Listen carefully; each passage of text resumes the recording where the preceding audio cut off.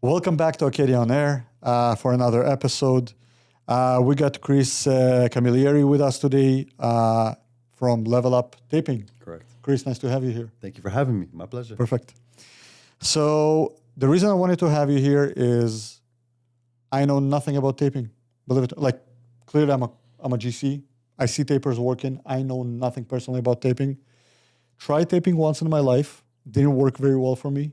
Realized that it's one of those 4 things that I don't want to touch, which is plumbing, electrical, taping, and what else? Taping. Anyways. Ladies. I'm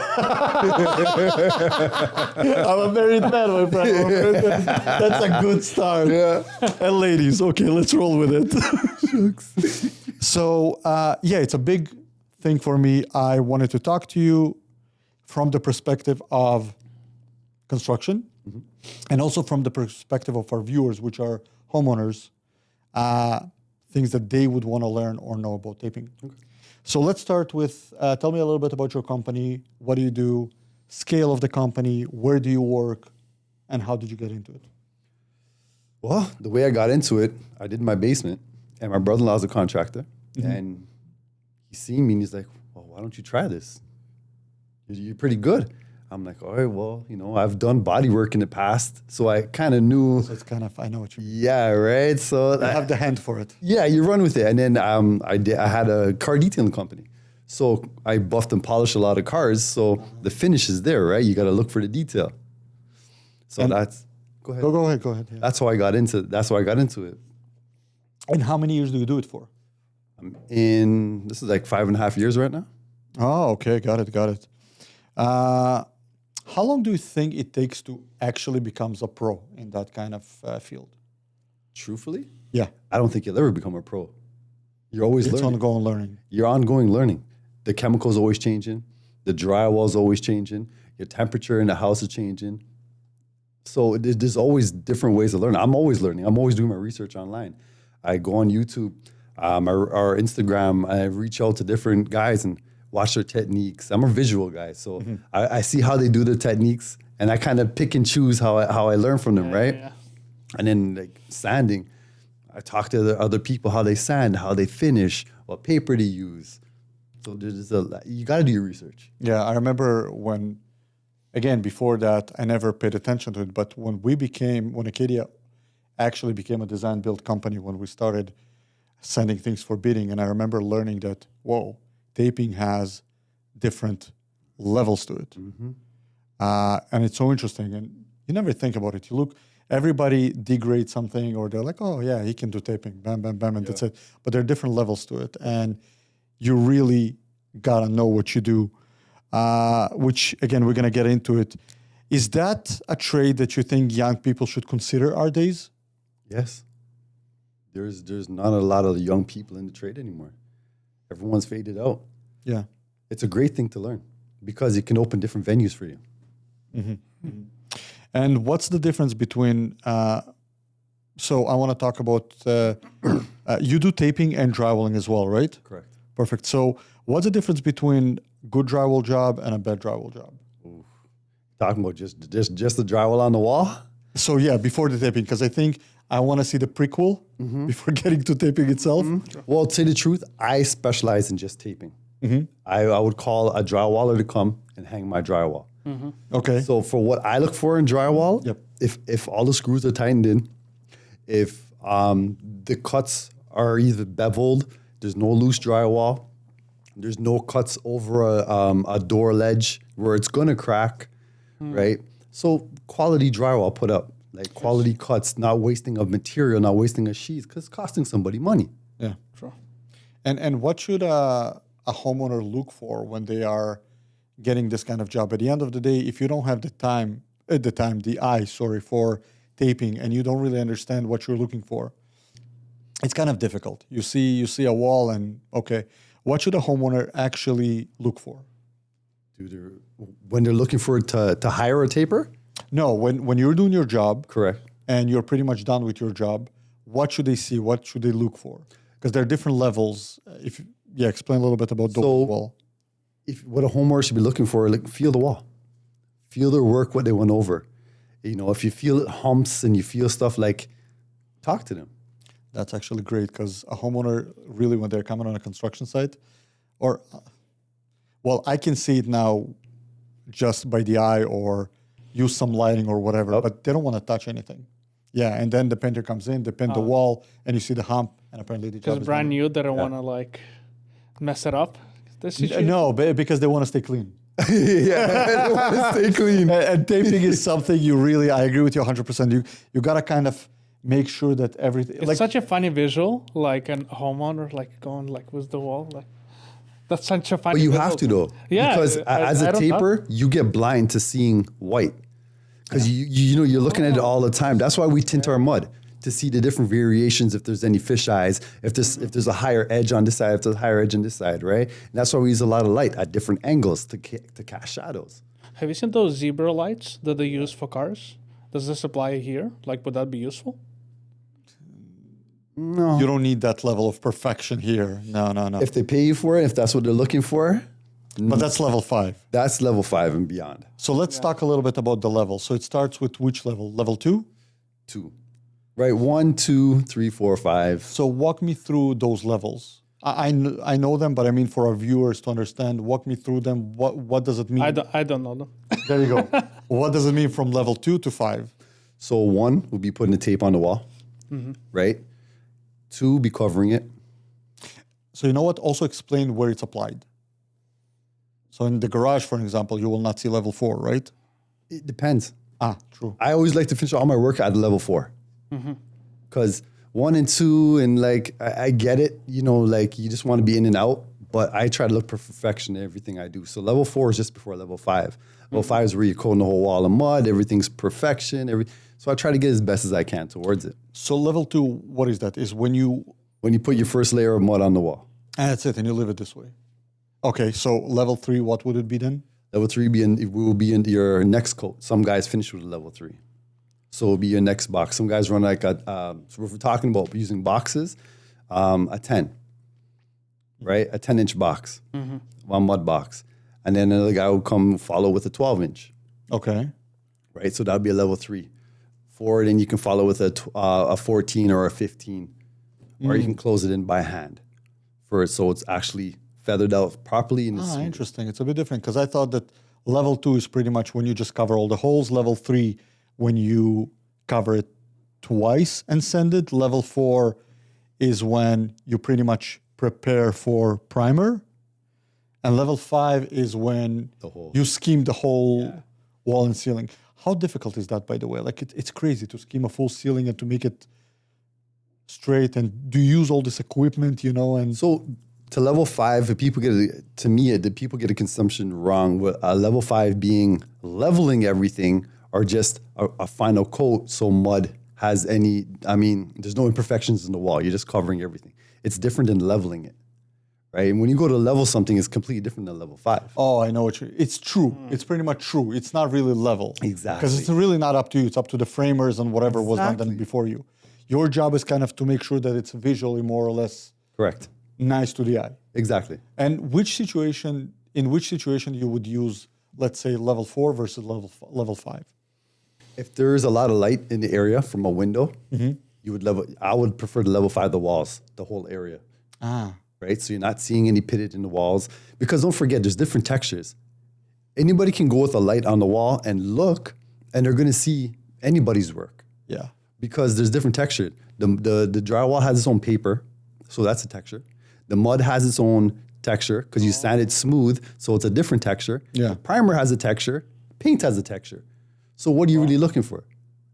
Right? True. So if you put a layer of mud all over the whole wall, you're kind of eliminating all those other textures. Let me ask you another question. I've seen situations, not once, not twice, on regular basis. It pisses the hell out of me. A lot of tapers that are coming on site, and when they finish their job, they forget mud is white. So it's white on a primed wall. Sometimes you don't see where you started, where you finished. Sometimes they forget areas. Eventually it's primed. What do you do to make sure that you don't forget to sand areas that you don't get to those situations where you have to work hard in order to make it perfect? Light check. When I finish, I go through with a light and I make sure everything's dark. And when I usually do my light check, I like to go in the nighttime, right? So I'm casting my own light and my own shadow and looking at my own work so I can see any imperfections. And then I'll circle it, or I'll have mud next to me, tinted mud, and I'll hit it. You remember the project that we've done in Richmond Hill? Which one? In Richmond Hill. Yeah. How many times did I have? I went probably 3 times. 3 times around, and I was so frustrated by that time. I'm like, okay, dude, like, can you do your own homework? So I guess not everybody's, perfect. And This is all visible through the paint? Oh yeah, once the primer goes on, and see, that's the next thing. A taper can only see so much because you get blinded to your work. yeah, And then, like the primer is going to pull out like fish eyes, pits. The primer is going to pull it out because the sand will sit in it. And if you look at it, you won't sometimes see it, Yeah. Okay, makes sense. right? So when you prime it, it's going to pop. yeah. You guys are making me stare at the walls. Aren't you? That's what I do all the time. Anywhere I go, my wife looks at me, she goes, what are you doing? Oh, I know what you're doing. You're looking at the walls, you're looking at the work. You know what? It's funny. When I was a framer, everywhere I went, I was looking at the framing. When I was doing windows, doors, everywhere I went, I was looking at the windows and doors. Tiles, I was looking at tiles. You're doing the same thing. You're probably looking at the walls to make sure that Everywhere I go. true. Everywhere I go. When I was coming in here, I was doing the same thing. Is it frustrating you when you see walls that are not like true? In a sense, because where people get away with doing a certain level of a job. And it's like, how did you get away with that? And we're out going, I'm like, okay, I couldn't get away with that. Or I wouldn't let someone else get away with that. I'm like, come on, like live up to, if this person's spending money on you, give them the best quality you can. Be honest to yourself and be honest to them. Because let me tell you something, word of mouth travels fast. Yeah, it's true. 100%. So what's easier, by the way, renovation jobs or like new construction jobs? I would say new construction. A lot more work, eh? I'd say easier because renovation, it's hard to put drywall mud on top of paint, old like paint, because you're going to get fish eyes, right? Nothing ever lines up, old drywall to new drywall. So you're always feathering out and making it wider. And True. Yeah, we've done a lot of those, and yeah, there's a lot of those bubbles coming up and everything. What's the secret though to avoid it? Why is that happening? because moisture in the mud when it dries, moisture wants, with regular paper drywall, if there's no paint or primer behind it, it's going to seep in. Now you have a layer of paint or a barrier where the moisture can't seep in, it's going to push out. So you're saying if that happens, it means the walls were painted too early? Correct. I see. And we had a situation once where we had a client that really needed air conditioner on cold, very cold, and our mud didn't dry. What do you do in this situation? You work for homeowners, and sometimes you have people that really need the bigger people that need cooling on 24/7. What do you do to get it finished? Because I remember we had to do the mudding for a week, an extra week. It took us an extra week to actually finish the job because of those situations. Is there something that can be done so that the mud dries faster? There's different additives you can put in. Oh, okay. Well, like what? So additive I use, mud skip. And that allows you to put layer on top of layer, like wet layer on top of wet layer. As long as it's kind of tacky to or kind of dry to your touch, you can apply a next layer. So you can do 2 coats in one day. Gotcha. And how do you like all those, mud comes with different drying times? What do you mean? Like you have like... like the sheetrock sheetrock. 20, Yeah. 45, 90, and all those. To say the truth, I don't really get into. I use like Durbon and sheetrock to pre-fill or build up, but on my finishes, no, I won't use nothing like that in a finish. I see. Yeah, did we just have somebody coming in on us? I don't know who that was. I have no idea. I've never seen that person. No. We should lock doors, bro. Walk me through your day. So first of all, we really enjoyed your content. I looked at your content. Thank you. But also all this content takes a lot of time. How are you able to put it all together? You're a business owner, your own tools, you do the work yourself, Myself. you do all your content yourself. how are you able to? And you're a family man, Yes. which I would like to talk about. How many kids do you have, by the way? 3 kids. Yeah. I got 2 kids myself. What's the ages? 19, 18, and 15. No way. Yes, sir. Yeah, that was my reaction. Yes, sir. You look like you're 35, 36 on your. Thank you. exactly. 42. Yes, thank But you. you started early. Yeah. You started early. So, how are you able to put it all together and have time for the family? Although your kids probably don't care anymore, they party 24/7. It's not about you anymore. Exactly. Although you look like you probably party with them, like. I'd love to. Right? I'd love to. Shucks.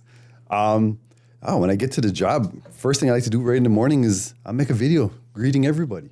Right in the morning? Yeah, first thing in the morning. Wow. I try to greet everybody. I try to make everyone, acknowledge, have a good day. Believe in yourself. That's nice. Yeah. Because at the end of the day, you are this key in this equation. This is your life. You're the creator of this story. Yeah. Don't flip the next page until you're done. And also you motivate yourself. You don't need anybody to motivate yourself. You do it to yourself. So that's awesome. Thank you. But yeah, and then when I get to the job site, I just start taking pictures and looking and filming and like popcorn scenes are amazing because you can see the transition, right? So you do popcorn ceilings as I well. do everything. And then level 5. Yes. Yes. Yes. Okay. So, and when do you have the time for the business part?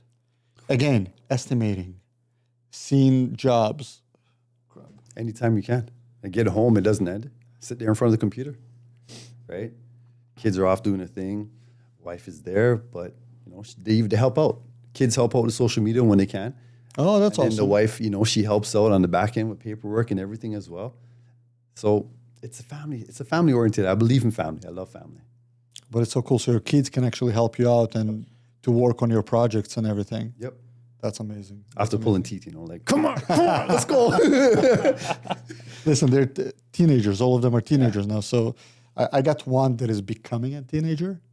Oh my God, it's also, Daddy. Yeah, right. I hope she's not going to watch it, but it's great. Locks herself in the room. She doesn't want to talk to me. From being the coolest daddy in the world, all of a sudden you're like the biggest, Yeah. Yeah. But it's fun. It's fun because now when they're making a content, they're doing stuff that you don't know how to do with a cell phone. Like it's all on a cell phone, and they're making reels and stuff. I'm like, how did you do that? Daddy, just send me the videos. Okay, yeah, go ahead, no worries. and they're going to make it the most appealing. Yeah, it's funny because I was telling my daughter, I'm like, okay, listen, when we just started this whole thing, I'm like, listen, I think I'm going to want you. How about come work for me a little bit in the summer? Tell me, go do a research. Tell me which applications you need in order to upload videos and all that. Let me know. I'll get you all those softwares or applications, whatever. Yep. And let's go. They do things 10 times faster than us. Oh yeah. Oh, then yeah. Oh yeah. Offense. Oh yeah.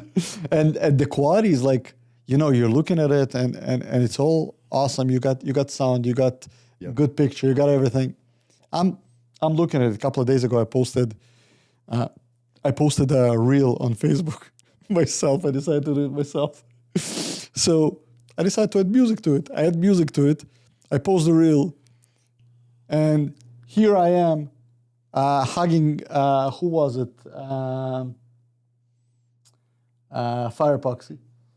Oh, Rob. Rob. Here I am hugging Rob, and on my face you see a sticker of the song. Like, what the hell? And you start seeing people liking it and everything, and I'm like, do I remove it? Do I delete it or just keep it like this? It's there already. Let it go. Worst comes to worst, I would say it's your problem. Oh, well. You did it. Oh shucks. I don't even know how you did that. Yeah. You've seen this one though? No, I Yeah, didn't. You it's a- deleted it, right? So And then I deleted it and I posted another one without music. But I figured it out, by the way, yeah. Nice. But anyways, Even with my kids, when I try to teach my kids that the value of $1. I'm like, if you're doing this for me, let me know what you want. true. But Daddy, don't worry about. No. You have to understand the value of $1. Your time is worth money. So I not only am I trying to give them, I'm trying to teach them at the same time. that's actually great. That's actually great because I have not a problem, but my son, my little son, he's like, he got a heart. So everything, like for example, my daughter is telling me, Dad, she's into Formula One now. Oh, nice. Yeah, she's like into F1 First and race everything. this weekend. So guess who's buying the subscription for it? But anyway, she's like, Dad, I want the subscription for Formula One and all that. And I'm like, okay, you want the subscription? You got to work for it. What are we going to have? What am I going to have in return if I give you the subscription for F1? She's like, well, Dad, what do you want? I'm going to do the dishwasher. I'm like, that's what you do without it. So I'm not going to pay extra money. To make a long story short, my son sits there and he's like, Leona, don't worry about it. My daughter's name is Leona. Don't worry about it. I'm going to buy it for you. Nice. And I'm like, it's nice, but you don't just throw money out there for no reason. And that's a problem that I find. He's only 10 years old. So that's a problem that I find that is very difficult for me to explain to him why you should not throw money out there. How do you do it with your kids? A little bit outside of mudding. And it's hard. It's hard, but like, let them earn. To me, I let them earn it. And when we go out to go spend, see if they want to spend. If they don't want to spend, they've learned. You did a good job. Yeah. Right? And do they work for you? Do they come with you and actually you teach them the trade and everything? Yeah, I try to get them in to come out and help out when they can. But other than that, yeah.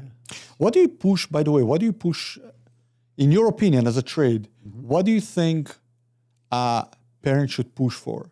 Kids our days, go to school or follow them into the trades?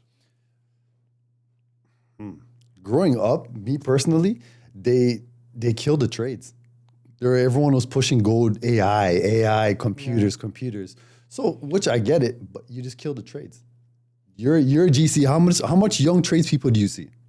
Not a lot. And I'll tell you what, if I do see, they really believe that it's for us. It's not like you and I. It's not a career for them. They believe that they're going to be there for a couple of years and move on to something bigger. Or we'll find some office job or something. I got to agree with you. I also find that, just to develop this conversation a little bit, I find that schools killed the trades by asking for a piece of paper for everything. And I'm the devil's advocate here because I used to teach in GBC, in George Brown College. For example, I used to teach in the renovation program. By the way, I had one of my best students on my podcast, Nice. 4 podcasts ago. Yeah. The guy is just an amazing framer now. And Andy, he was... anyways, I'm so proud. I was talking to him and I was so proud to see how the guy grew from somebody who thought that in order to be in trades, you need a piece of paper to somebody who actually became a great contractor. But not everybody can do that. And also I find that a lot of students are professional students. You know what a professional student is? I'll tell you. Those are people that come to school for the sake of staying in school. They don't want to get out because they don't know what they're going to do with themselves. They're worried about the real life. They come to school, they will finish one program, and they will jump to another program. They will try that. This wouldn't work. They will jump to another program. And all of a sudden you find that you're like 6, 7, 8 years in school. Oh, they're switching constantly? Yeah. Like for example, you would go to an architecture, and then in the middle you decide it's not for you.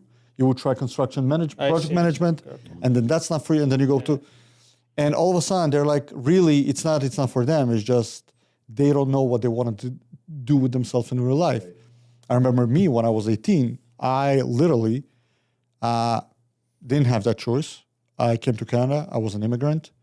I needed to work and make money. So I became an apprentice and I started doing tiles.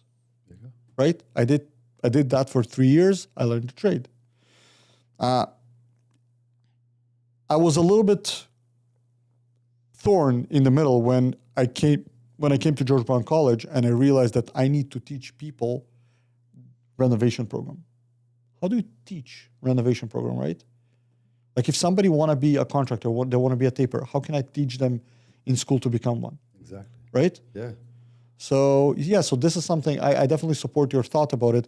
If you can expand a little bit on that, what do you think?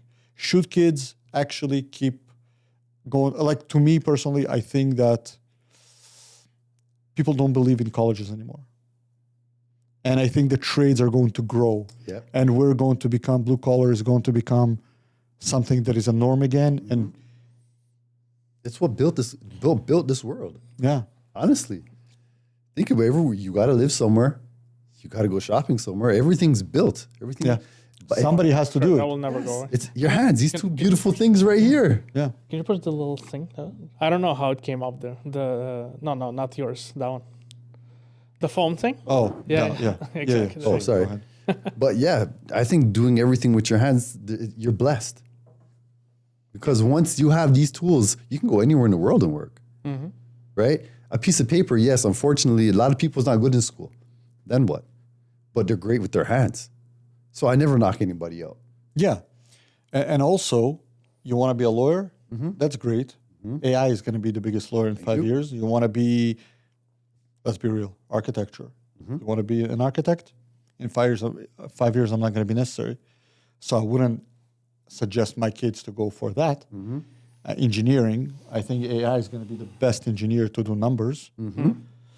So I do believe that the future of humanity, whether or not we have a chaos and whatever happens, is working with our hands. It's it's building. I personally would support a lot of young kids to get into trades. I tell my kids, have a plan A, B, and C. If A and B don't work out, C is going to work out. Yeah. Or maybe if all don't work out, good for you. Great, right? You're developing your mind skills in different ways and seeing the world in different ways. The last thing you want to do is put a roof over your dream because you will never hit the stars. You'll never get to the sky. Yeah. True. You're limited.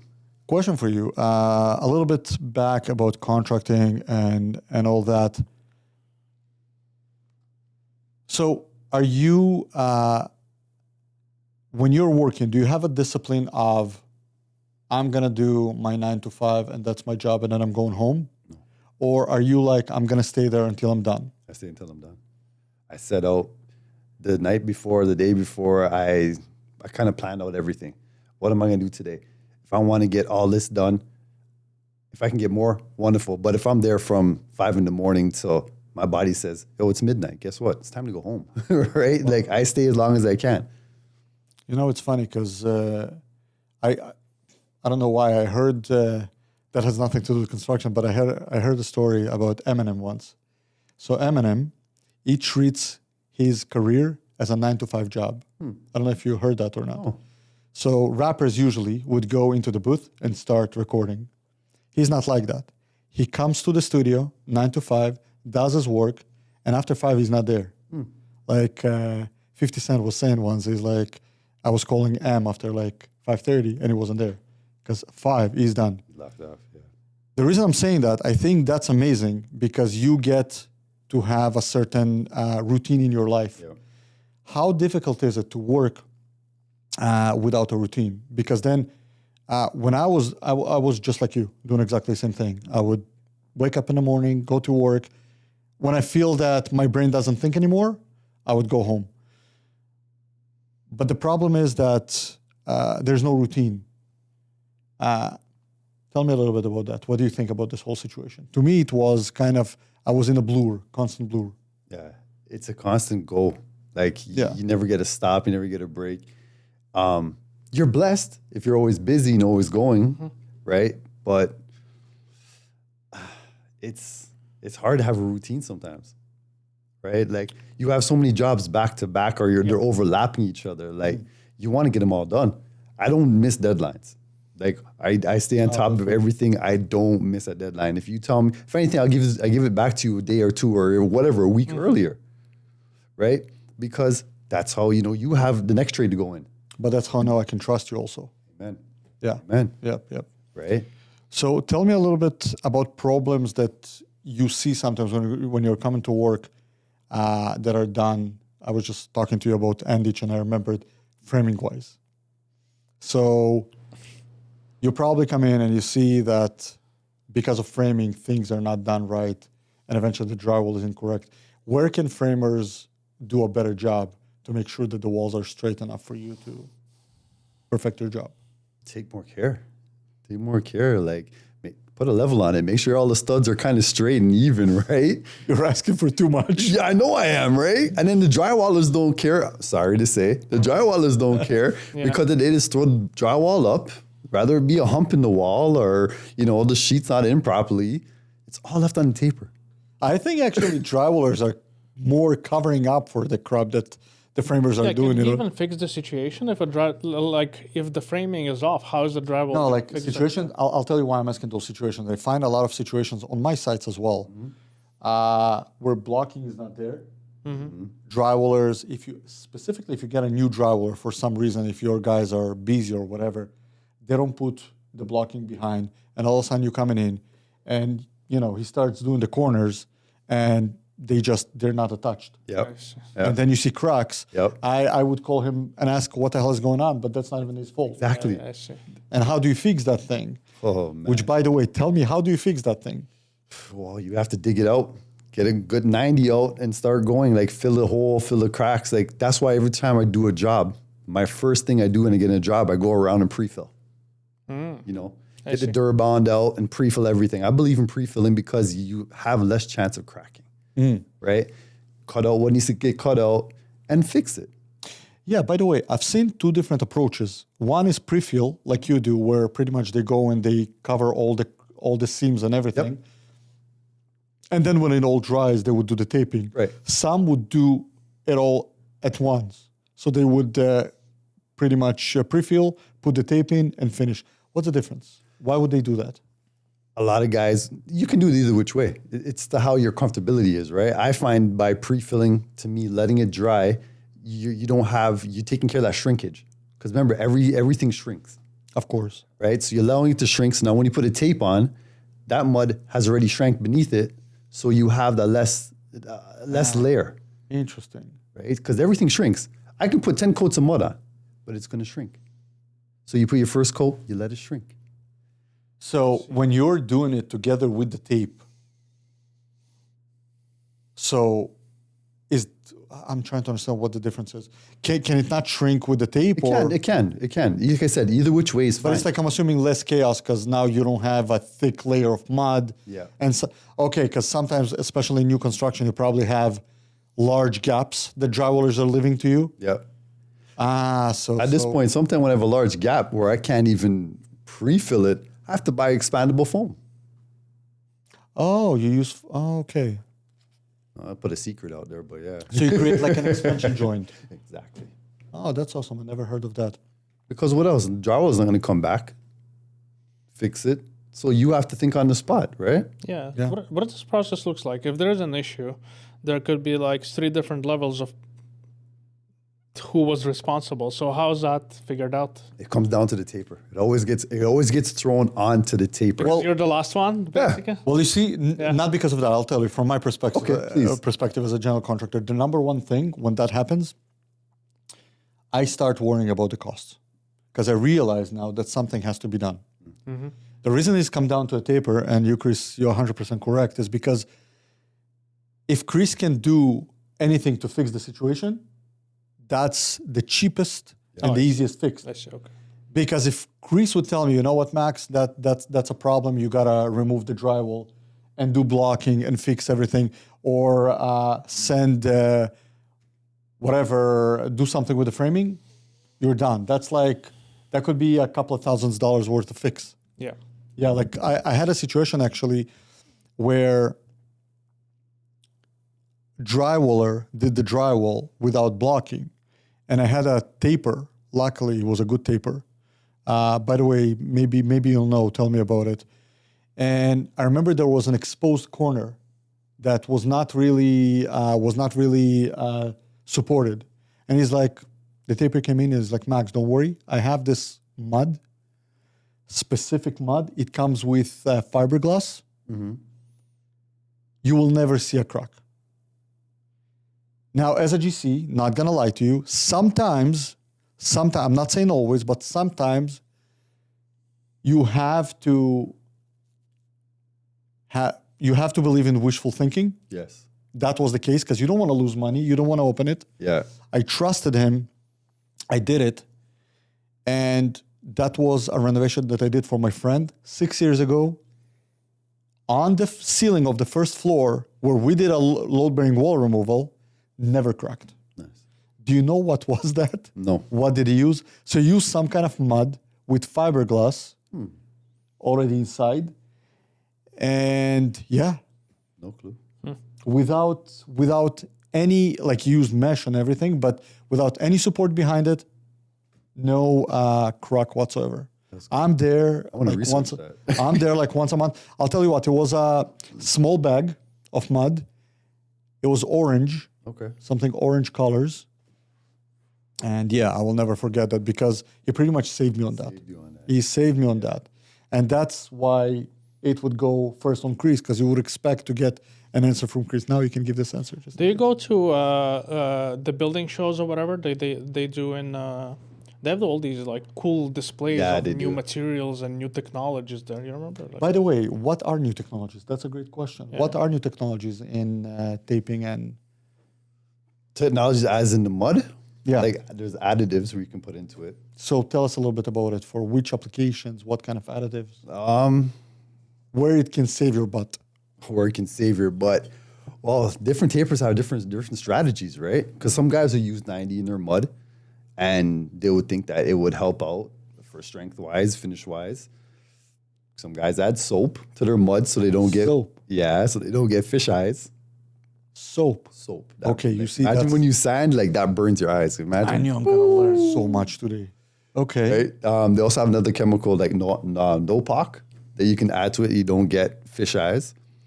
what is a fisheye like? Fish eyes is like bubbles in the mud that Air bubbles behind. Yes. Literally tiny bubbles, basically. yeah, I see. but you can avoid it so much different ways. I see. Okay, if you start noticing, mix your mud. Your mud's drying on you. There's air bubbles. Really mix that mud creamy, Yeah. Okay. right? But also, most of them actually dries right. They do. I find also that, well, I don't know if it's also considered to be fish eyes, but it happens a lot also when you apply primer. Because I find that painters don't clean their walls properly. That's right, And then they come to you and like, oh, that's a problem of a taper. I'm like, don't give me that. brother. It's not. You know how much time I heard that? Yeah. It sounds like you get blamed for a lot of different things. Oh, right? Oh man, if they put primer in the wall and the roller has like a dry spot in it. Oh look, the taper missed that. It's like, no, we didn't. We're supposed to have it smooth, not rough. So you're the consultant of construction. It's like me. I'm always blamed for as a consultant. Oh, Max's office designed it incorrect, over-designed it, over this, over that. No. That's, Yeah. contractors don't know what they're doing. They would always blame the I mean, that's consultant. the easy option is to blame somebody else. Yeah. Somebody has to blame somebody, right? Few people are gonna be like, "Yeah, I did this." It's funny. Every time when we're doing, because so we are in Acadia, we have two sections. One is the design build. One is the Acadia design consultants part, where we still help and do everything that has to do with drawings and building permits for contractors. So it always happens where a client calls me, like I would give them the permits, everything, they start building. 3-4 months later, they call me and they're upset. And I'm like, what are you upset about? Like you can hear in their voice that they're like upset with you personally. To make a long story short, clearly I'm not there on site. While I'm not there on site, the contractor, everything that they did wrong, Blaming you. they blame on me. Of course. All of a sudden, then I come on site.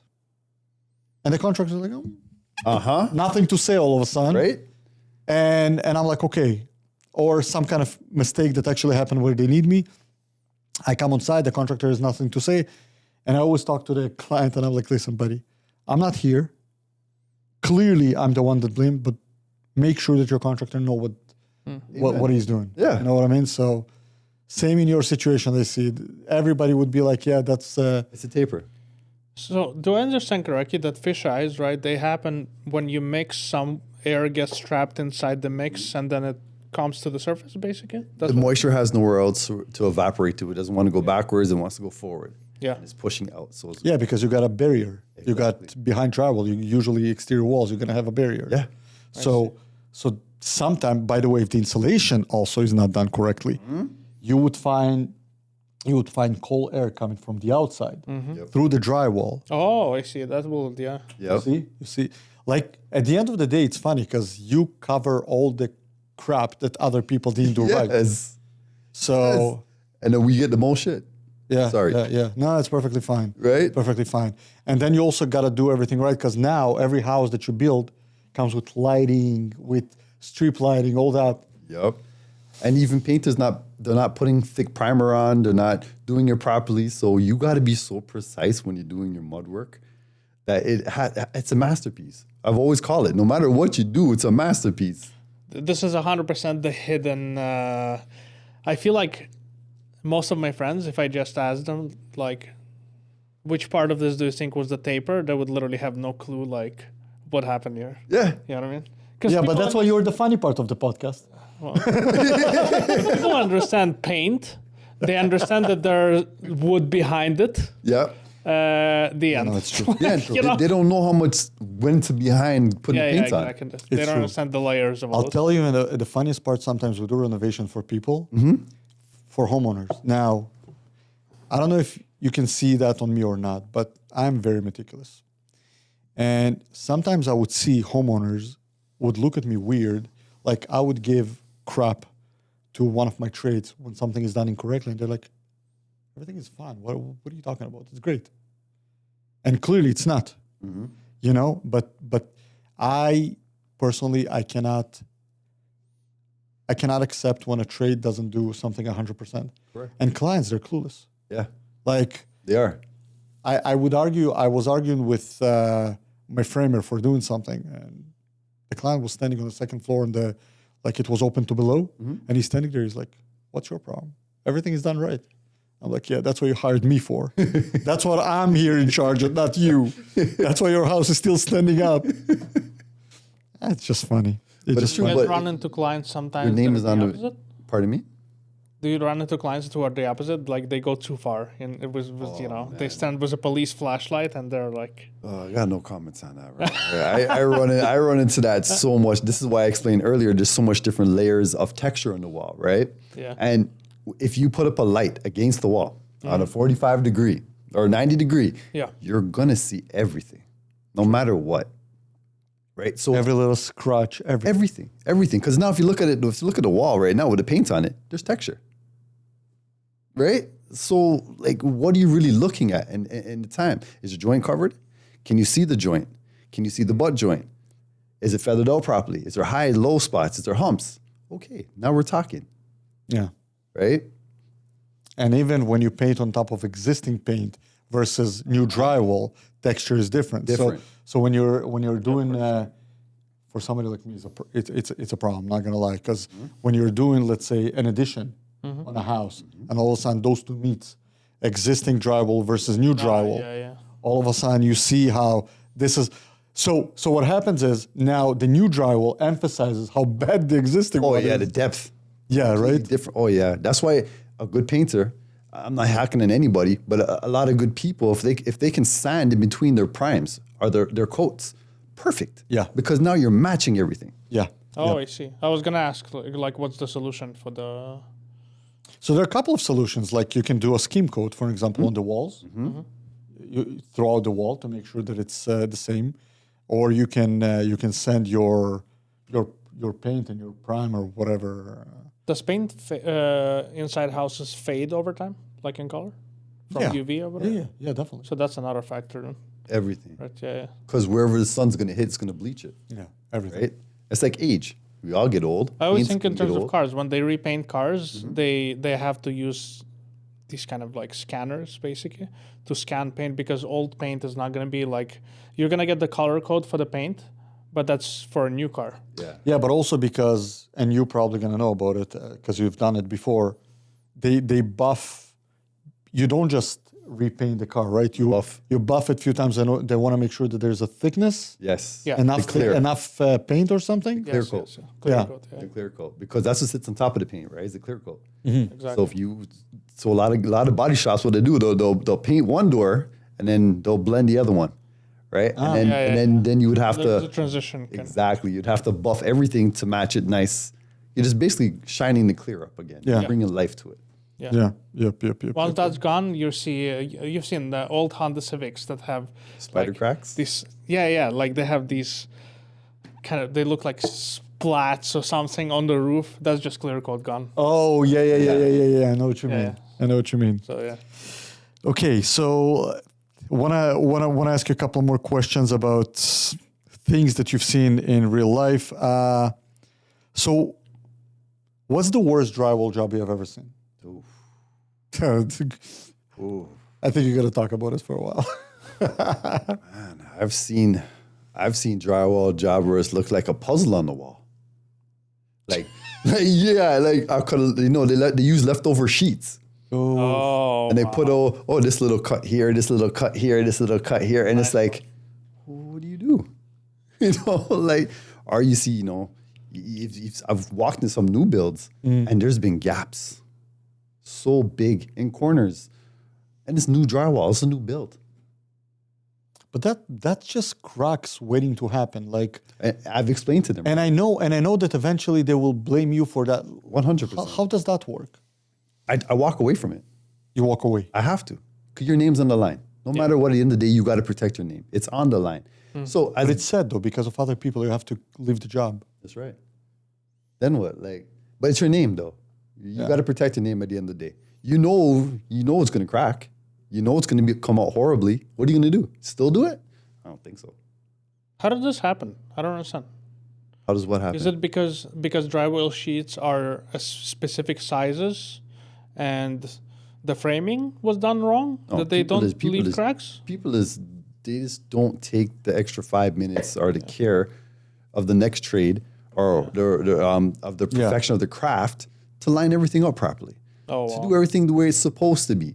No, they want to get in and get out and get their money and on to the next. Yeah. Oh, the next trade's going to worry about that. How much time have you heard? Oh, it's a taper's fix. Yeah. It's a taper's fix. Everything is a taper. I overcut this. Oh, it's a taper's fix. So that's a taper's fix. No, it's not.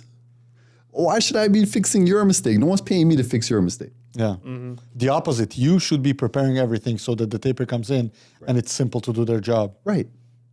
That's like when I'm done my work, you go around, you vacuum your floors, sweep out your floors, vacuum your outlets, or if you cover your outlets, even better, make sure everything's clean for the next trade. You want that ball moving. By the way, what are the worst site conditions, speaking of that you've seen on a job coming in? Worst site conditions. I didn't have proper safety measures done. What's proper safety measures? Railings put up along the stairs, along the top. Heat in the winter. You mean temporary railings? Yes, temporary railings, sorry. Heat in the winter. How can you work in the winter without heat? Thank you. No Johnny on the spot. Wow. Good old bucket or a box. Wow. You know what I'm talking about. You're reminded of an old story. Should I tell the story? Tell me. Like a couple of, Anyways, I hired a couple of guys, new Canadians, if you know what I mean, to do the framing on a basement. And I left for a vacation. It was 5 years ago. I left for vacation for 5 days. On the third day, I'm feeling something is not there. They were doing framing on a basement. I told you that. So I'm feeling something is not correct. We decided to come back a day earlier. I come back a day earlier. I come in. They're sitting, talking. I come inside. All the frame is crooked. Nothing done with lasers. Nothing done with levels. I started showing them how to do the ceiling framing. I realized that what the hell are you even doing, wasting your time? To make a long story short, I tell them, no, I still walked around. And all of a sudden I see in the corner a bottle of water full up, not with water, with other debris. I'm like, why did you not use the bathroom? There's a bathroom on the first floor that was dedicated to you. And the house is empty, right? Oh, come on. They're like, I'm sorry, we locked ourselves in. They locked themselves in. The door to the first floor was locked. Man. The homeowner was not there. I'm coming back after 4 days. Luckily, it was a walkout basement. Yeah. I'm like, okay, go outside. Go like something. Go to Tim Hortons. Like, what are you doing? Yeah. They left a bottle. I told them, get the hell out of here. I don't want to see your faces anymore. Disgusting. But it's like, they had a way to escape. They had a way. Yeah, They had to wait. No. That would be way too stupid if they would. but you know what? I would not be surprised. Right. I would not be Right. surprised. But anyways, to make a long story short, they freaking did their Nastiness. into the bottle. Of course, all the floor was contaminated. I got them out. I had to clean all the floors. I had, and you know when funny enough. When you remove tiles from a floor, from a concrete, so it's not that easy to freaking clean it, right? Because it has all the glue, steel glue to the floor. Oh my God, that was something. I thought that was the lowest of the lowest. That they left that kind of site That's condition. disgusting. And then I brought professionals. They fixed it. So back to site conditions. Tell me your stories. What did you see? Oh man, tons of stuff, man. Like, yeah. Not having washrooms, not having safety procedures in there, no electricity, no running water. And, you get there, you're looking for water, you're looking for stuff, and it's nothing's around. And how can you even mix the mud without water? You can't. You can. I'm being sarcastic. Yeah, but work with me here. Clearly, you really can. Like you really can. It'd be nice if someone would have told you, hey, unless you can do what those guys did in that house. Oh, God, I'm smelling so bad, man. That's how you do invent new technology. Right? Exactly. Don't ask how we came to this. No. Yeah, but at least tell me. Oh, you got to bring your own water. There's no electricity in the place. Such and such and such. Communication goes a far way. Yeah, for sure. 100%. And it's only going to make the ball run smoother. There's like baseline expectation of what needs to be available. When every certain trade comes to the site, basically. Like framers show up first. They probably expect a porta potty, I guess, and well, everyone expects it. Yeah, if it's a new home, yeah, definitely. You gotta have something, and you gotta have utilities for them to at least have power from and all that, like a generator. If it's winter, you gotta heat up the place. Thank you. Especially if it's inside, because otherwise everything shrinks and cracks. Yep. You can't just do. Even the framing gets crooked. Oh yeah. If it's not warmed up because of the changes of temperatures from night to day. True. So things sometimes plays don't a make sense. big factor in every trade. Yeah. Every trade. I'm telling you, this client, it was so difficult. They needed 17 degrees on a daily basis, and I remember that they were upset that it takes so long. They're like, Max, why is it taking so long? Like, I'm waiting for my kitchen. Where's my kitchen? I'm like, what kitchen? We can't even finish with the mud because it's not drying. Yeah. You know what I mean? Like, it was a hot summer. It was, I think, July or August. Okay. And it just doesn't dry. We come the day after. The taper comes the day after, and it's just not dry. Yeah. What are you gonna do? Basements are the hardest. See, that's why I've bought dehumidifiers. Dehumidifiers, fans, stick them in. See, you can dry as much as you can. And then that's when I started working with additives. Yeah, but then that makes noise. You can leave it overnight, especially on the first floor in a bigger house, because then you can hear it on the second floor. Definitely. It's hard. That's a problem. And people don't understand this. Is there like an optimal range of temperature where there's too cold and then there's too hot, or not really? Too hot is not really a problem. Too hot's never a problem. I love heat. Oh, it's not a problem, right? To me, I love it. Your mud's gonna dry faster. Yeah, that's what I right? mean. Maybe there's a point where it's so hot that now it's a different problem. Not a thing. It's got to thin out your mud a bit thinner. I see. Right. Probably more like humidity, right? Humidity. Yeah. So, did you have a situation where you had to redo somebody else's work? Tons of times. So, tell me a little bit about that. What usually in your trade mistakes that are being done by other contractors? They don't take pride in their work. To me, that's the simplest and easiest way to put it. They want to be in and out. They don't think of the different steps. They don't let the mud properly shrink and set. They don't take butt joints farther out, so they're not noticeable, right?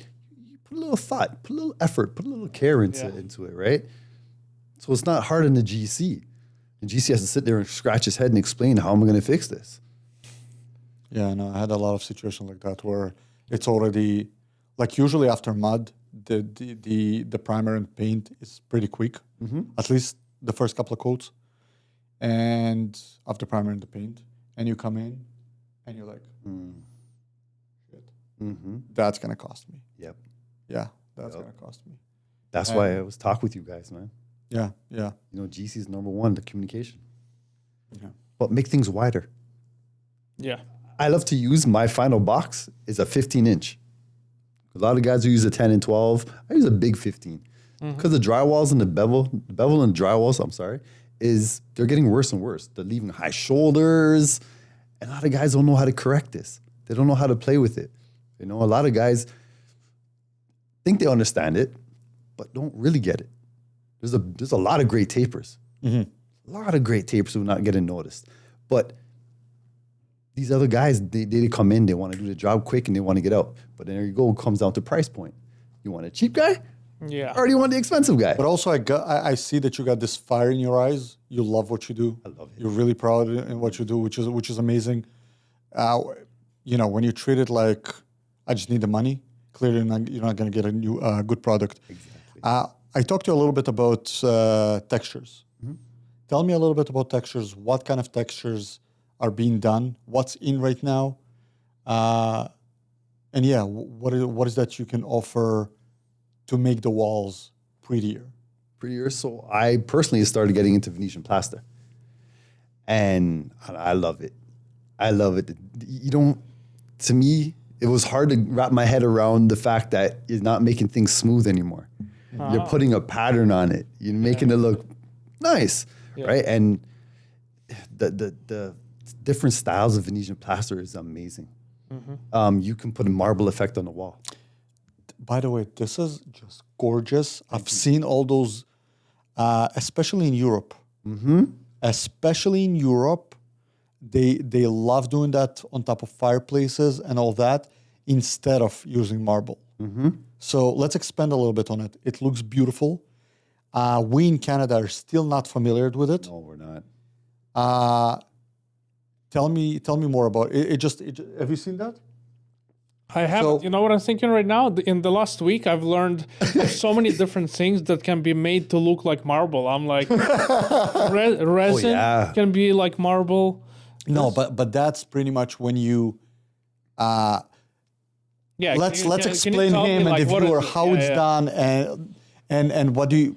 It's just awesome. Talk a little bit about it. There is so much different finishes. There's a clay finish. There's a lime wash finish. There's so much different finishes. You know, correct me if I'm wrong. Like I'm not saying all of them, but there's like because I'm just getting into it. I'm just learning. Yeah. But like it's my next step. So really, I'm gonna expand on it a little bit. So what they do is they create a full skim coat on, let's say, a wall like that. Yes. And then after doing that to a certain degree, they pretty much, they're artists, right? They will draw all the veins of the granite or whatever they're trying to imitate. Even put gold. They will gold leaf it. Yep.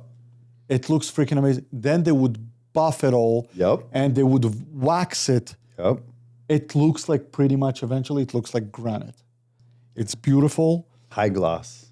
Waterproof. And it's what's gorgeous. coming. It's gorgeous. Do you guys find So that you're trying to get more into that? Oh yeah. Are there professionals that already doing that in Canada, or are you one of the first one to get into it? No, I'm not. Definitely not.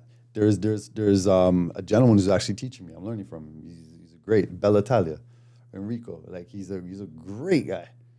Is he on Instagram as well? He is. Ooh, we should call him. Oh, please do. We Great should guy. call him. Great guy. But yeah, great teacher. Okay. Amazing. And that's just working to another level. Yeah, like I've seen that. I've seen kind of concrete.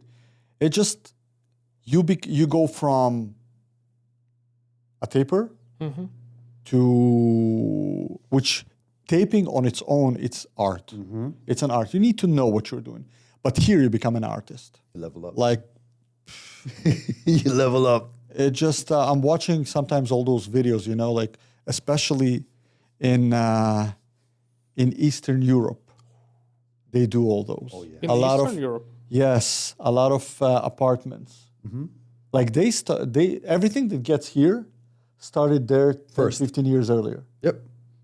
So they have like marble and a carpet on it.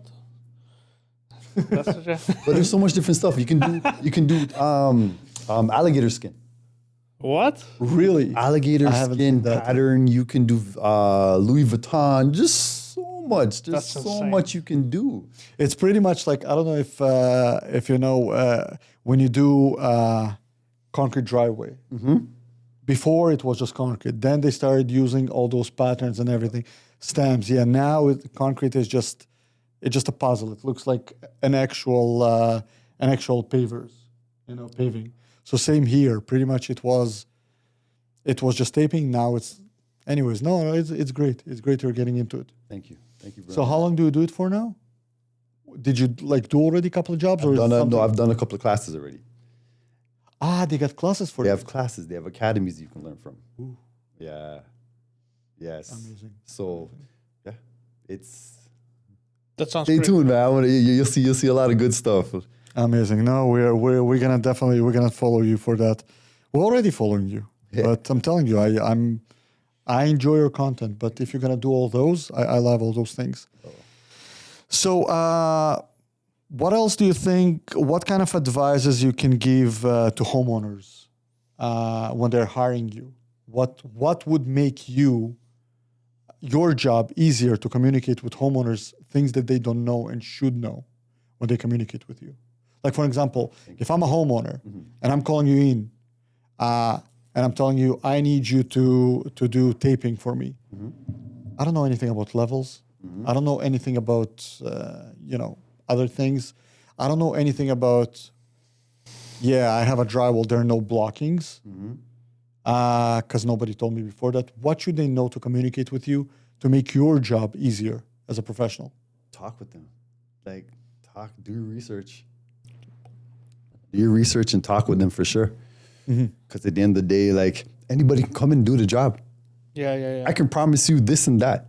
But if I can't show you, I like showing everybody what I can do. This is what I've done. Look at it. This is a masterpiece. You can't just take the person's word for it, because at the end, you're going to be screwed. So to check a portfolio, basically. Correct. Thank you. And how long should a typical taping job take for a standard, let's say, around 2,000 square feet, two-story house? I always give myself a time frame of 7 days. 7 days. Oh, wow, that's fast. Oh, it is? I thought it was too long. Yeah, really? You got way too much energy. I've done, hold on, let's see, 25,000 square feet of drywall, 13 days by myself. Okay, yeah, around 2 weeks. Yep, that's good. Because by yourself, because I would have a crew of 3-4 people doing that same amount of time. It's just a couple of hours a day. They would. It's funny. I have a taper. He's the coolest dude ever. I would come in. He would sit on a bucket, talk to his daughter in Jamaica while taping, while sanding. Maybe that's why it takes a couple of weeks. There you go. But they're great guys. What red flags should homeowners watch for? Their cleanliness, the taper's cleanliness. Make sure there's no mud all over the floor. Make sure there's no garbage left everywhere. Make sure communication between both client and trade is good. If you get it wrong, or believe your gut. Yeah.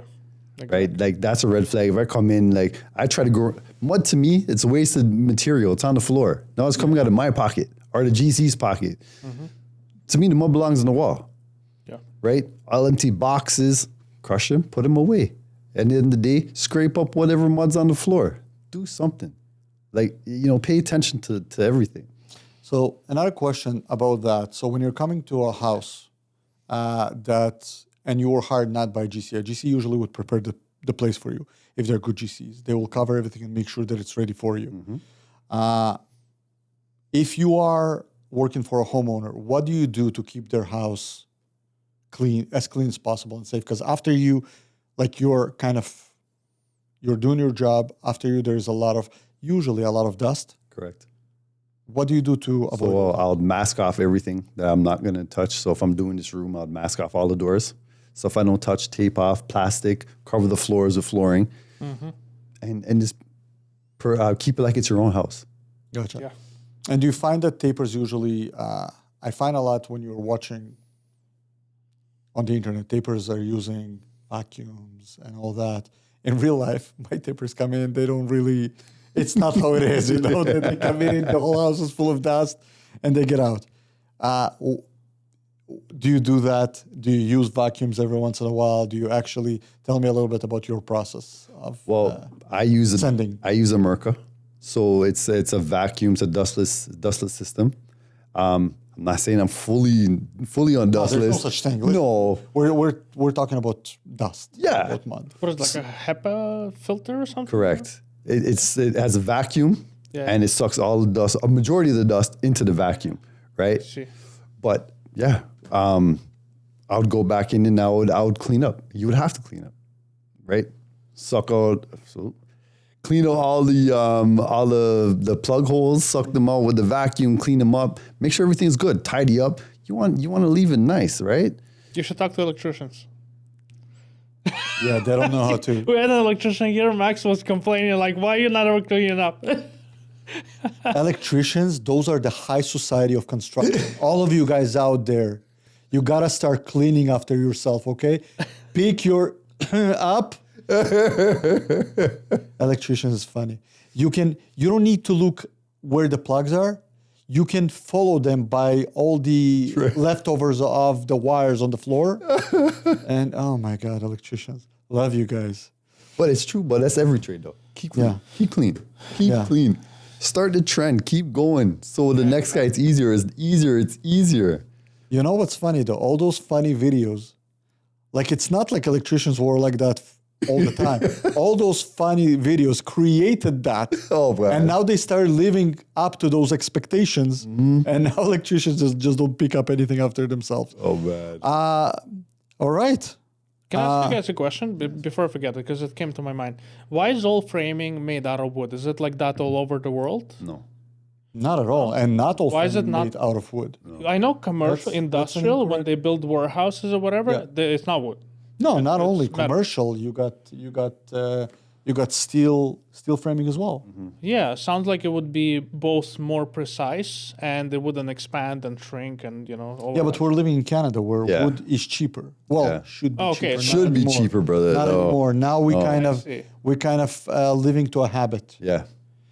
Which, by the way, I don't know if you pay attention to it, but I see trends. One thing about Europe that is different from here, Europe is very fast to get on a trend. So, for an example, because their prices are very expensive for things, every time when something gets more expensive, bam, they will find the equivalent and they will go with it. And everything will change.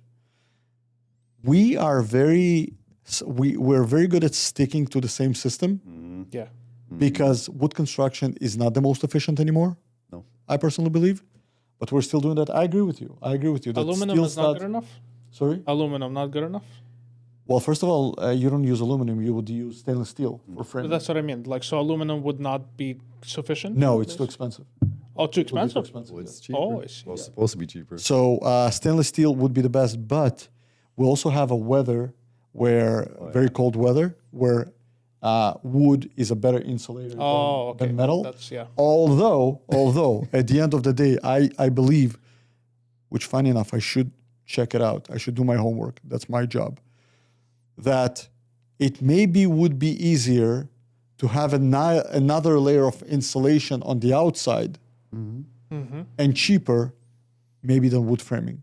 Yeah, Okay. maybe. But I guess not by that much. So We do homework though. Yeah, Maybe. yeah. Yeah. I think I should definitely. The reason it even came to my head while you guys were talking is that basically, from what I'm seeing, like the pattern is that framing is the critical point. If they Oh, yeah. frame Yeah. badly, everything after that is going to be disaster. Basically. 100%. See, I knew I'm teaching him something. Yeah, good job. 100%. But now look, how much time is wood straight? Never, zero.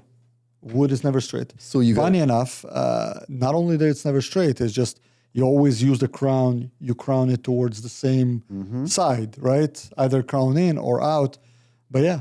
Why isn't it straight? Isn't it like machines cutting it? Like, Yeah, but as soon as moisture, temperature oh, I change. see. Yeah, so changes and that's it the just- problem yeah. with wood. Yeah. Yeah. And funny enough, I remember when I was a framer myself, I would care about each wood. I would go to Home Depot and and I would check for all that. Others would not, and I didn't get why. You know, I was young and I was trying to do the best job possible and everything. When I became a GC and I got other framers, I realized it doesn't matter how straight the wood, as soon as it comes on side, acclimatizing to the temperature of the house, Right. it just gets crooked right away. Right away. So wood construction, you're never going to be able to build something that is. So in an 100% expensive straight. custom home where budget is not really a problem, would metal be used then? Steel, stainless steel? I would probably, why not? I would probably use steel with insulation, sheathing, another layer of insulation. So minimum R value that needs to be in a house right now is R22. I would maybe do R30. There you go. Yeah, why not? But nobody will agree to it because eventually you're building the house, you live there for 5 years, and you sell it to somebody else. I mean, for a custom home, I imagine maybe. Even a custom home, it's all made to be sold eventually. Listen, everyone's always nickel and diming in this industry right now. Yeah. Even custom ones? What? Of course. I always thought that custom ones is somebody building it because they want it to be their home. You know what I mean? They want it to be their home for the next 5 to 7 years. How much time you come by with, I'll beat this price. I'm cheaper.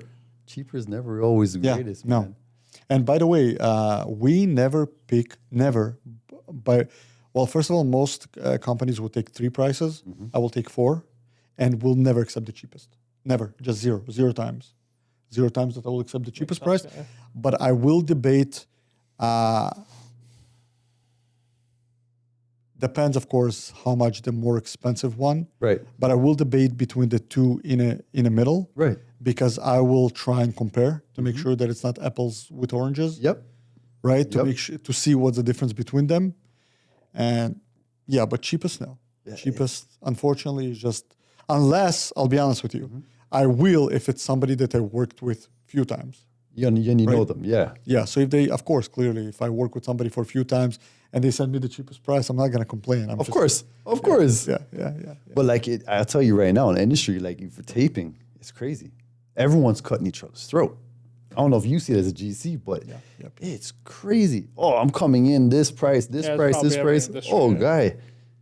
It's scary. But usually there is always a reason why it's cheaper. Always. You can wishful thinking that you can think that it's just cheaper. There's always something hidden that you don't know about, and eventually it's like, oh no, we didn't discuss that. Right. Yeah. But what do you guys think about this whole issue? Because this happens in many industries. Yeah. There's a race to the bottom. Basically, once it starts going, then somebody new or somebody who's hungry for work, the way they see it is like, okay, I have no choice. I have to beat the price, and it becomes like a crazy situation. If you don't mind, I'll answer Go that right ahead, first, but we're going to ask you that too. It's not sustainable, and eventually they will leave the job in the middle. Mm-hmm. Because what are you going to do? Mm-hmm. They're just going to, it's me, myself, and my hammer. Mm-hmm. You don't like me? You don't want to pay me extra? Goodbye. And you're stuck in the middle with a pile of wood, and nobody else wants to come and take over the job in the middle. You don't want that. Exactly. How does somebody new compete is my question. But hold on. What I also want to say, and I want Chris's answer to it as well, because that's important. The way I found that the only way to fight it, me as a GC, for example, is if Chris gives me a quote. Mm-hmm. I like Chris, but it's a little bit on a cheaper side. Mm-hmm.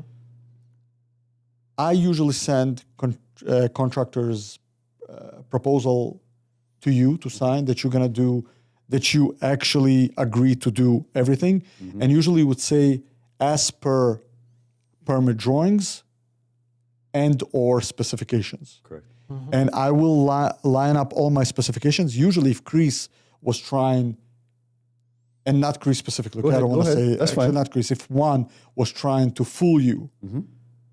they will jump and be like, oh no, we didn't discuss that. Oh, I see. Right? That was not included. Right away. The small writing? Yeah. Right away. Yeah. Or they would be like, listen, sorry, we didn't discuss that. I completely forgot about it. I'm going to have to raise my price a little bit. Usually they would raise their price to the one in the middle. True. More or less. So there's never really a... So how do you approach the situation though? I I find it very frustrating. I give my price, and as you can tell, I'm a nice guy. I'm always willing to negotiate to a certain extent. Yeah. You also respect your job and your hard work. Exactly. So like, I tend to walk away.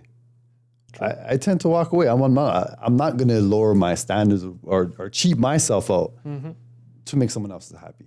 But did you have a situation that, like, for example, assuming you work for me, you give me a quote, it's a little bit more expensive than somebody else, and I would show you somebody else's quote. Would you be like, okay, that's reasonable, I would lower my quote to get the job? Or would you still be like, listen, not in my range, I'm not interested, and I would go away? I would talk to you. I would definitely sit down and have a conversation with you.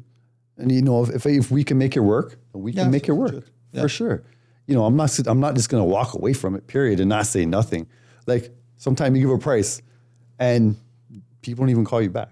Have the decency. I took my time. Come to the job, look at the blueprints, sit down, make you a price. I didn't charge you nothing. It was a free estimate. It's like breaking up with you over a song. Oh, right. Over a text message. Yeah. Oh, come on. Have a decency, man. I feel bad. I tend to use it every once in a while. I'm not gonna lie to you. Like, listen, I'm so busy. Now you're saying it, and I'm like, you're such a piece of shit. Oh, man. Yeah, honestly. Yeah. Just get back. But it's not on purpose. It's not on purpose. No, for sure. Understand. Everyone's busy. Everyone has a life, right? But yeah, it's crazy out there. It's funny how the market right now, it's getting, people are coming in cheaper and cheaper and cheaper. Yeah, that's what I mean. Like, it happens for two reasons, basically. Somebody new, usually, because they can't offer experience, so they have to offer price. Right, basically. Right. Or when there is just an increase of people in that trade, and now it becomes just simply more competitive, right? Now times are a little bit different. So it's actually a third situation. It's not that. For me as a GC, to pick up a job, it's very competitive. Oh, yeah. And prices did go down on real estate, on everything else. So we got to be competitive, and we have to lower our prices. And now what happens is, before I take a job, I have to negotiate with my trade sometimes, because you don't want to take a job and then you talk to your trades and they will give you a higher price and all of a sudden you're in trouble. So what happens is the whole market is kind of lowering itself a little bit down, but I don't want people to think that this is great. It's not, you would have said, okay, it's great. Everything great for who? That's amazing. Great for who? But not really. What happens is manufacturers doing that as well, which means materials that we're working with are cheaper and worse, which means the materials that Chris would buy, not because he's going for the cheaper materials, they're also worse. And exactly. The economy is not growing. Really, it's not for the best. It's like, that's how you become from a Mercedes kind of, that's how you get from a Mercedes kind of house to a Honda Civic. Yeah, exactly. You know what I mean? That's the key point is that... Now, if you're willing to drive a Honda Civic, that's fine. But if you wanted a Mercedes, and you're saying, I don't want to pay for a Mercedes, you eventually... But that's what people think, probably. They think, oh, it's great, it's cheaper. They think it's the same thing, but cheaper. Yeah. They don't realize that it is no longer the same thing. It's a worse thing. That's why it's cheaper. So that's probably where the disconnect happens, Oh yeah.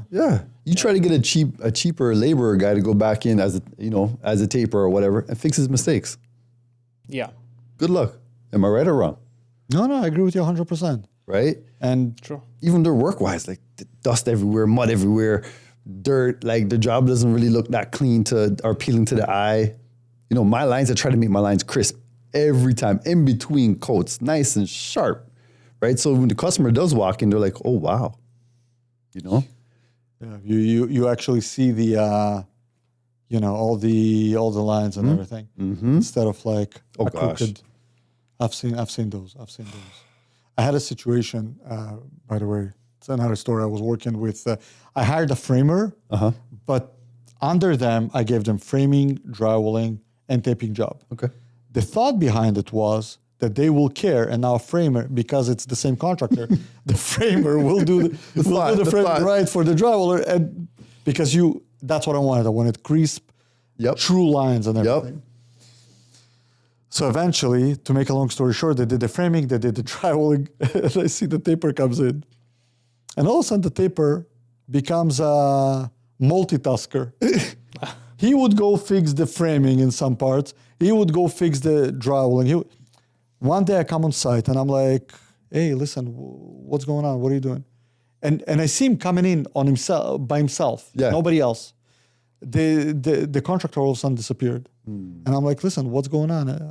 He's like, well, listen, the contractor left the country.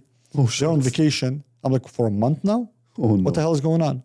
Red For almost flag. a month. He's like, yeah, and nobody can come in. So they asked me to do framing. I don't know how to do framing. I'm a freaking taper. And I'm like, okay, where were you before? Why didn't you tell me? He's like, because I work for them, not for you. So all this miscommunication, the guy trying to cover on them. And oh my God. And eventually, of course, I'm like, okay. I brought a different framer. The job was done. Drywaller to fix everything. This guy did all the taping because I actually loved him. And I kept working with him after that as well.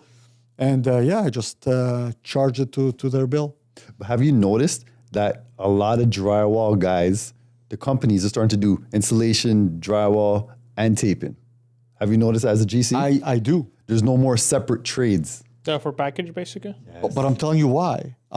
Because you hope. So between framing and drywall, you can't do drywall without framing. Correct. But you're assuming that, and that's, by the way, not always correct. You're assuming that when the same contractor does it, they will prepare the framing for themselves. Correct.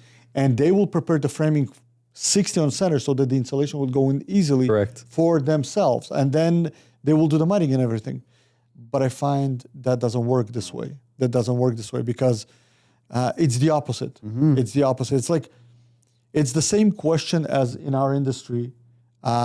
Should you hire a contractor and separately an architect or a design build company?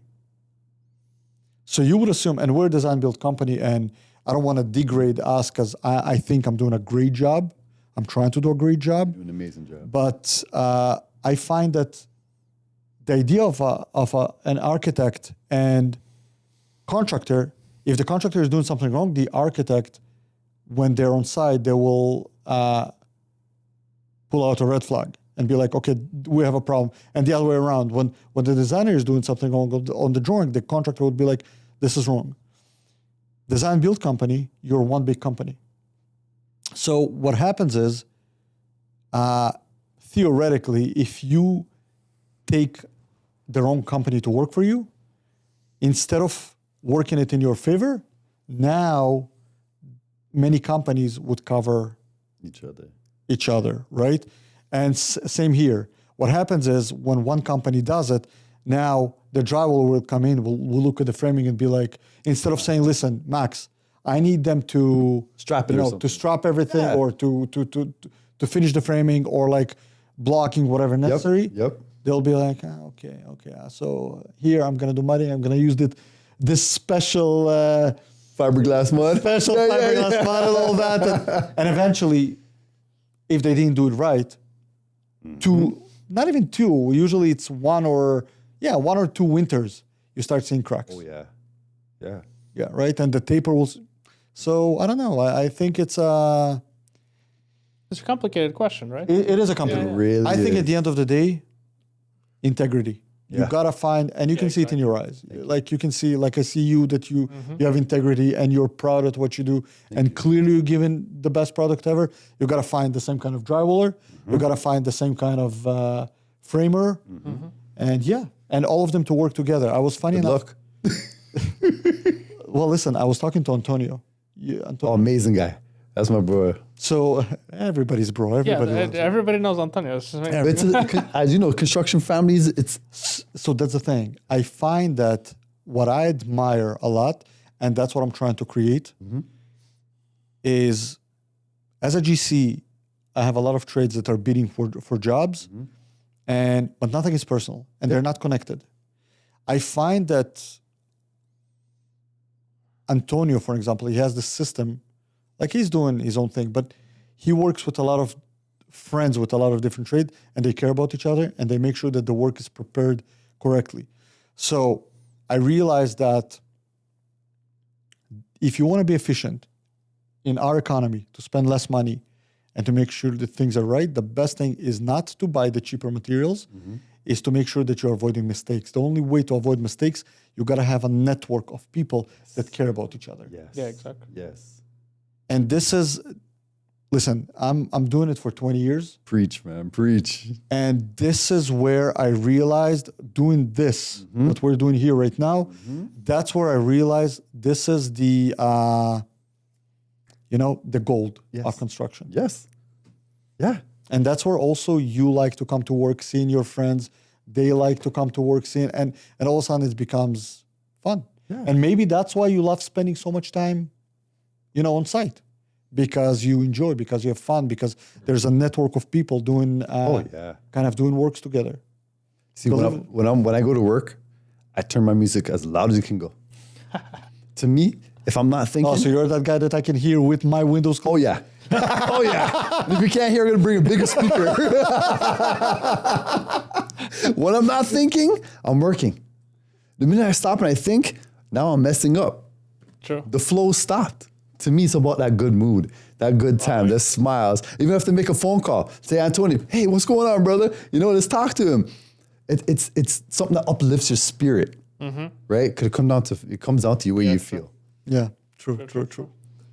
Is there anything that you hope to see, change in construction? Ooh, that's a really good question. I hope to see everyone not gouge each other's eyes out and start, loving each other again and start working together. Because there's a lot of mix up and drama, and it's too much. It's too much. Yeah. Everyone needs to start loving each other again, man. That's why I say every morning, exactly. Spread the love, show the love, and just be love. Yeah. That's my biggest belief. No, I agree 100%. Because if I can make you smile, you can make me smile, guess what? There's no more tension. Yeah. And I don't have to be on site 24/7 like a guard dog. Right. Which, believe it or not, I have to be.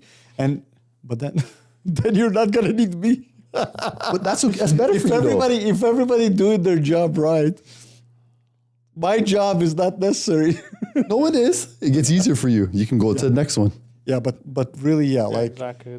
if trades were able to work with each other and figure things out instead of slashing throats. Egotistic? Yeah. Well, you are the glue between all the layers. Yeah. So that's, it can't. Yeah. Otherwise, everybody's doing their own thing. It doesn't come together. So, Yeah. But you don't even understand how many times I hear, yeah, Max, well, I'll do it for you, of course, no problem. But that this kind of stuff, that costs extra. This costs extra. That costs extra.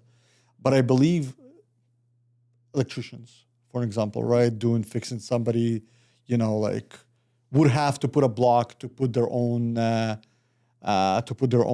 outlet, for example, right? Right. But it's a karma thing, right? They do it for framers. Framers would do it for drywallers. Drywallers would do it for tapers. And eventually, if you stop sweating the small stuff, right, and you are concentrated in doing a great job, you find that people will do the same thing for you, just like you're doing for others. Yes. Yeah, for sure. But this is a utopia that I would love to see on site. Yeah. But there's a difference between, mistakes happen. That's all one the times. thing. All the time. That's one thing. That's completely different from somebody just being completely, I don't care. Egotistic, yeah. full of self-pride. Yeah, exactly. That only takes you so far, man. Yeah. Listen to the next person.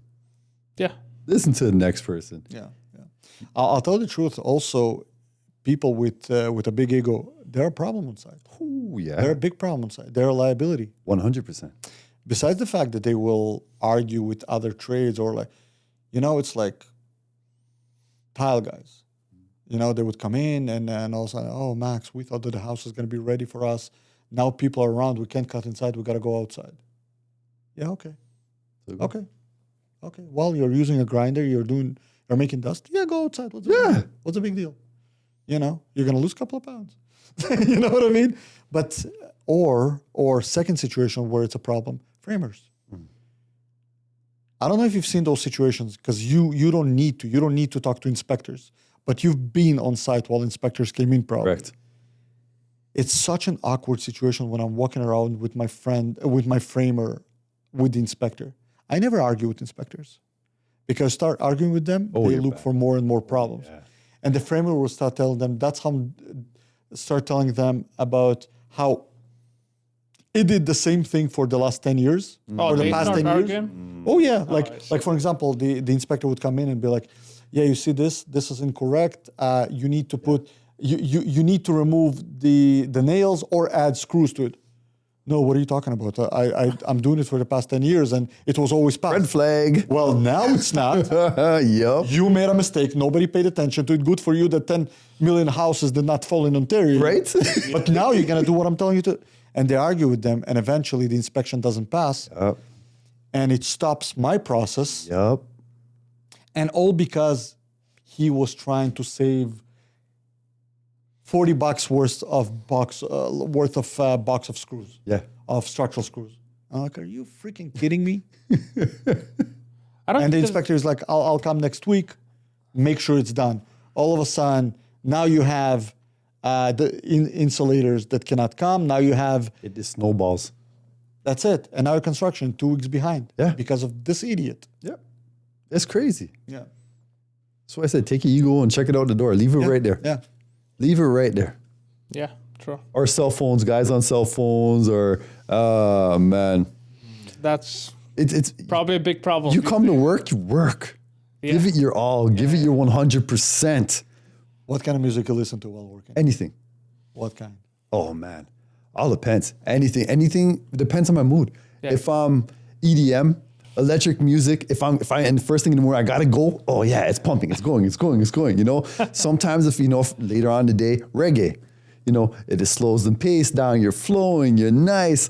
Or if it's like a Sunday or something, some country music, or R&B. Sometimes jazz music. It just wow. varies. Oh yeah, I vary. Or sometimes just frequencies. 700 hertz. Really? 400 hertz. Brother, I tell you, I vary. It depends. You got to feel your mood out, Yeah. right? What do fellow contractors around you Remember, I'm a taper. No one's in there. Oh yeah, it's true. No one's in there. Because as soon as you're sending Wait, and everything, when you're working, there's nobody else? the house has to be clean.